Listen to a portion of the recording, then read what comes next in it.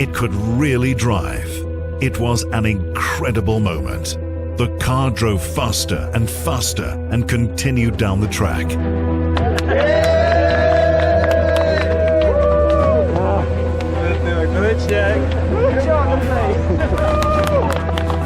That was fantastic. Yeah. It really was, yeah. And it actually was gaining a lot more speed as we went along. Yeah, after all, it's amazing. I mean, Wow.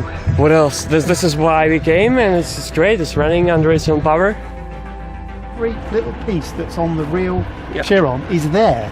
And it's not until you sit and you look and you spend time taking it all in and enjoying the surroundings. But also, you know, okay, we know dynamically it runs very well, we know that. But if you stand 10 metres back between the LEGO Chiron and the real Chiron, you really would struggle to tell the difference. I mean, seriously, it's that good. We did the impossible. We built a car out of LEGO Technich elements and actually made it drive.